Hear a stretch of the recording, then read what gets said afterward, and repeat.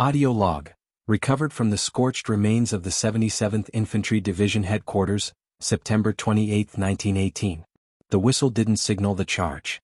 It didn't signify the end of the barrage, and it didn't call for the men to go over the top.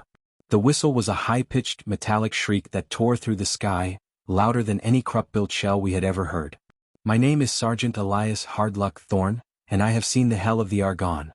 I have walked through the woods of Verdun and tasted the sulfur of the Meuse, but nothing prepared the United States Expeditionary Forces for the day the sky fell.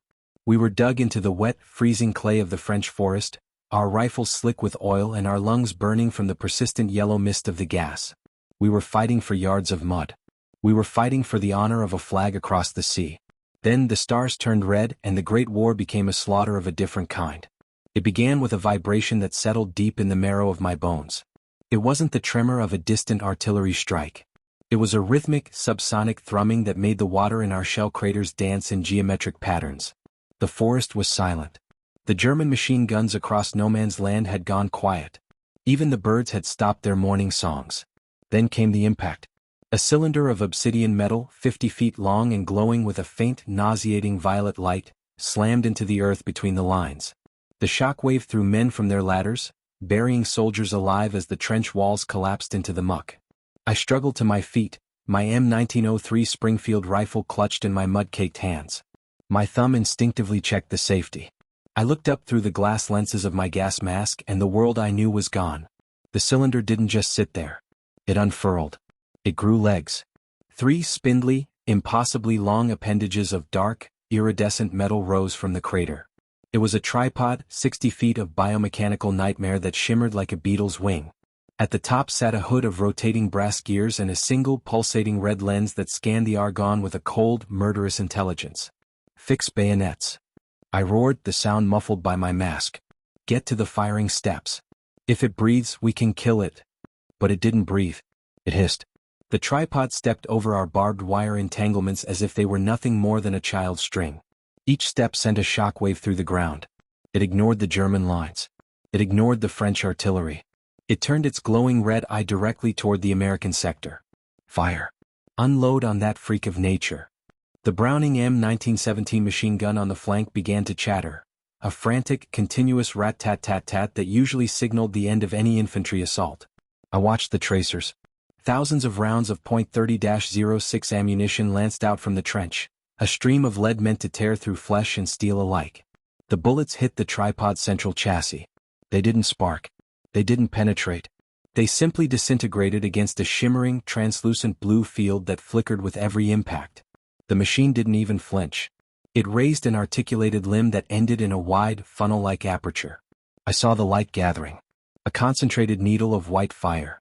Duck. Get down into the deep. The heat ray lanced out.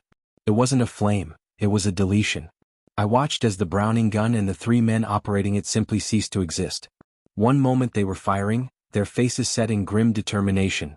The next, there was only a molten, glowing pit of liquid iron and a scent of ozone that pierced through my gas mask. The tripod began to sweep the ray along our trench. The reinforced oak supports turned to ash in a heartbeat. The mud turned to glass. Sergeant. The rifles. They aren't doing a damn thing. Private Hatcher was screaming next to me, his hands trembling as he tried to reload his Springfield. I grabbed his shoulder, my grip bruising. Stop shaking, son. Look at the leg. The joint. As the tripod pivoted to face a group of French Renault tanks emerging from the tree line, it exposed the underside of its rear leg. There, beneath the armor, was a mass of pulsing blue-lit tendrons, oily cables of organic metallic matter that seemed to be the machine's musculature. It was a vulnerability. A small one, but it was all we had. Hatcher. Grab the satchel charges. We're going over. Sarge, that's suicide. We won't make it 10 yards. We're already dead if we stay in this hole. Move. I didn't wait for him. I scrambled over the parapet, my boots hitting the slurry of no man's land. I wasn't a soldier anymore. I was a hunter from a primitive age trying to bring down a god. I sprinted toward a shell crater 20 yards ahead. The air was a chaotic mess of screaming metal and the roar of the tripod's thermal weapon. The French tanks were being cut open like tin cans, their fuel tanks exploding in pillars of orange fire. I dove into the crater, the impact knocking the wind from my lungs. Hatcher landed beside me a second later, the canvas bag of high explosives clutched to his chest. Above us the tripod loomed. Its shadow covered the crater, a dark, oppressive weight. "Give me the charge, Hatcher." "Stay here." "Not on your life, Sarge." We moved together.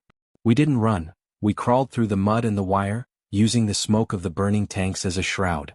The tripod was occupied, its heat ray busy erasing a squadron of Curtis Jenny biplanes that had dared to drop their tiny bombs from the clouds.